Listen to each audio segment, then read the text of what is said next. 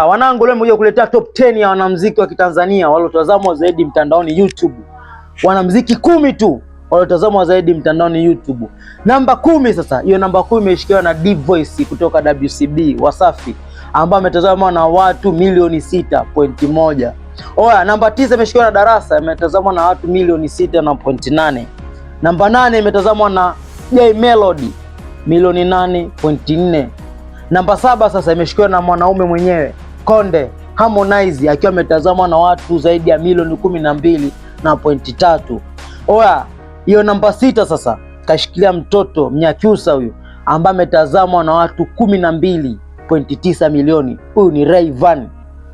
Na namba 5 ni Mbosso Kani Mshedede, akiwa ametazamwa na watu milioni 16.2.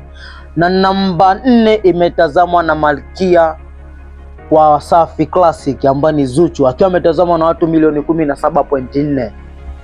Na namba 3 ameshikilia mwanaume kutokea hapa Tanzania anaitwa Juksi, Baba Priscilla, akiwa ametazamwa na watu zaidi ya milioni 17.6 wanangu. Afu namba 2 imeshikiliwa na Baba Amara ambaye ni Mario, ametazamwa na watu zaidi ya milioni 18.4. Je, namba 1 unajua ni nani?